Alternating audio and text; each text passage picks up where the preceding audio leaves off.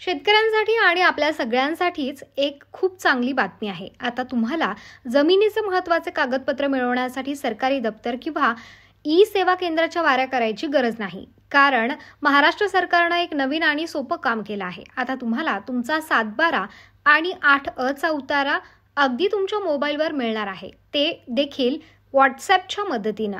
आता हे कसं असणार आहे, तर तुम्हाला तुमचा जमिनीचा कागद हवा असेल तर फक्त 15 रुपये लागतील। हे पैसे भरले की लगेच तुमच्या व्हॉट्सॲपवर तो कागद तुम्हाला बघायला मिळेल। आधी यासाठी अनेक पैसे लागत होते आणि खूप फिरावं देखील लागत होतं, पण आता हे सगळं एकदम सोपं होणार आहे। आता हे कसं वापरायचं हे देखील सांगतो। यासाठी तुम्हाला पहिल्यांदा भूमी अभिलेख विभागाच्या एका वेबसाईटवर जावं लागेल, जी आहे bhumiabhilekh.mahabhumi.gov.in। तिथे गेल्यावर तुम्हाला तुमचा मोबाईल नंबर नोंदवायचा आहे। आता नंबर नोंदवताना एक गोष्ट लक्षात ठेवा, त्यासाठी तुम्हाला एकदाच 50 रुपये द्यावे लागतील। आणि हो, तुम्ही त्या जमिनीचे मालक आहात हे ओळखण्यासाठी काहीतरी पुरावा देखील द्यावा लागेल।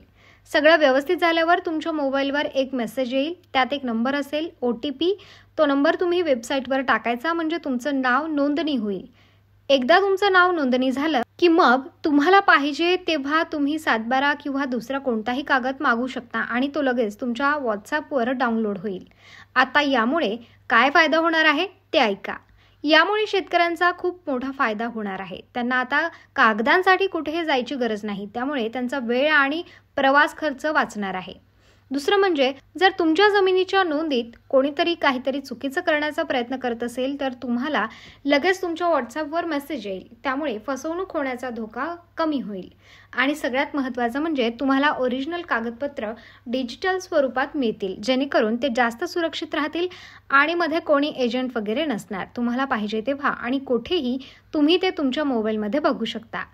आता हे लगेच सुरू होणार आहे का, तर नाही। हे 15 जुलै 2025 पासून थोड्या भागांमध्ये बघायला मिळेल आणि 1 ऑगस्ट 2025 पासून पूर्ण महाराष्ट्रात सगळ्यांना याचा फायदा घेता येणार आहे।